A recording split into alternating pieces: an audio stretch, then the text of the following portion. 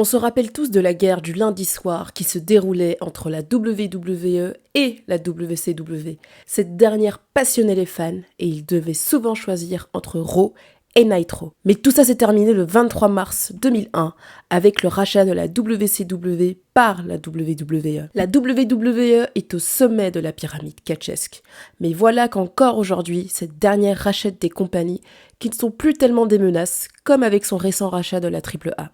Est-ce une stratégie pour élargir son réservoir de talent ou simplement un moyen de créer un monopole sur l'ensemble du monde du catch? Salut à tous, ici Abby, j'espère que vous allez bien et bienvenue dans cette vidéo où on va traiter le quasi-monopole de la WWE car on va le voir, il n'y a pas que eux qui ont créé un grand pôle, il y en a aussi d'autres qui existent actuellement dans le monde du catch. Asseyez-vous, prenez de quoi manger, c'est un nouveau format que je vous fais découvrir, un nouveau format que j'aimerais bien partager avec vous. C'est des analyses beaucoup plus poussées si on veut, des faits historiques ou quoi, enfin voilà.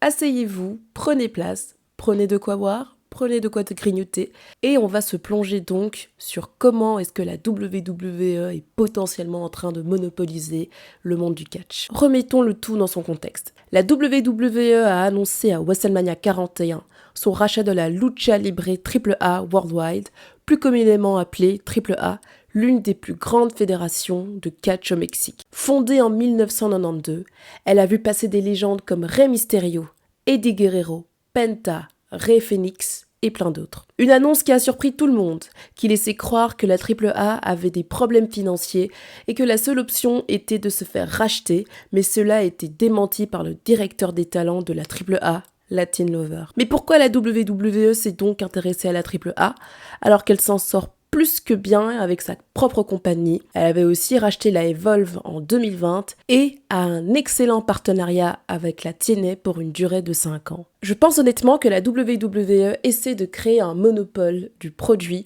mais de l'autre côté, son concurrent direct aux États-Unis, l'AEW, a aussi des alliances avec la NJPW et la CMLL, qui est, lui, le concurrent direct de la AAA au Mexique. Il y a donc deux pôles qui se créent, dans un monde où autrefois on avait une diversité du produit, sans forcément deux grandes forces qui s'opposent. Mais pourquoi la WWE rachète-t-elle des compagnies aujourd'hui alors qu'elle n'a rien à craindre sur le plan financier ou au niveau de sa popularité? Mais avant tout, il faudrait faire un point historique sur les nombreux rachats qu'a pu faire la WWE auparavant et sa stratégie historique du coup de rachat de compagnie. À l'époque, le catch était réparti en plein de territoires régionaux, chacun avec ses propres règles, ses stars et son public. Mais quand Vince McMahon arrive, il casse tout ce système.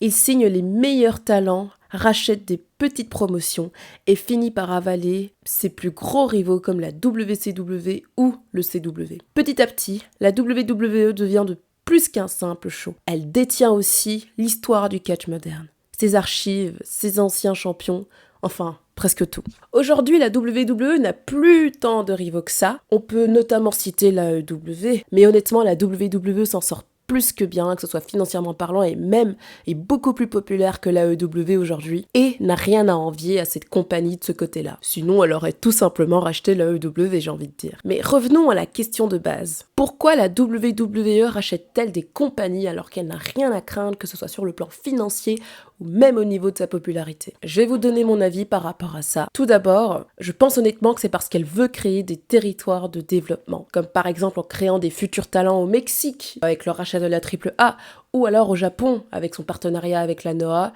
et tout simplement au Royaume-Uni avec son partenaire de la Progress. Mais rappelez-vous une chose en fait, à l'époque, la WWE parlait de créer plusieurs NXT sur plusieurs continents, au Mexique, au Japon, en Europe, etc. et en Inde aussi, on peut citer. Je pense tout simplement que la WWE a changé de stratégie.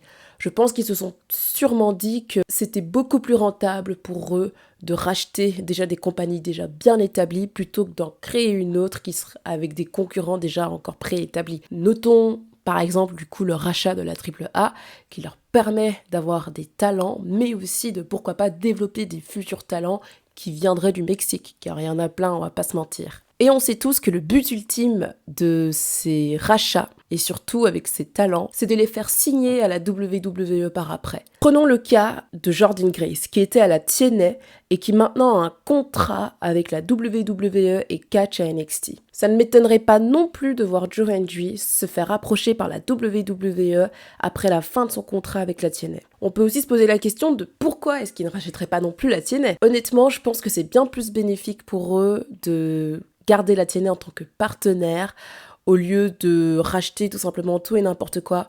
Car mine de rien, le fait de collaborer avec d'autres compagnies leur apporte de la pub, tout simplement, et ça fait beaucoup parler sur les réseaux sociaux. Et on sait tous à quel point la WWE adore qu'on parle d'eux sur les réseaux sociaux, ils adorent s'inventer à chaque fois. Donc voilà, dites-moi un peu ce que vous en pensez, ce que vous pensez de ces rachats, ce que vous pensez un peu de ces deux gros pôles qui sont en train de se former avec d'une part la EW, la New Japan et la CMLL, et de l'autre côté du coup la WWE, la TNA, la AAA du coup maintenant, Noah, GCW, Progress, etc. Je pense qu'un jour, sûrement, la NJP va sûrement rejoindre, si vous voulez, le grand pôle de la WWE un jour. Mais bon, à voir. Nous, ce qu'on aime, c'est qu'il y ait des grosses collaborations entre toutes les fédérations. Nous, en tant que fans, on est très heureux de ça. Et dites-moi votre avis en commentaire. C'est la première fois que je fais ce format de vidéo, mais voilà, moi j'ai bien aimé faire des recherches un peu sur le sujet et vous en parler avec vous. Sur ce, n'hésitez pas à vous abonner, à liker, à partager et à commenter la vidéo et donnez-moi votre avis pour qu'on puisse débattre en commentaire par rapport à ça.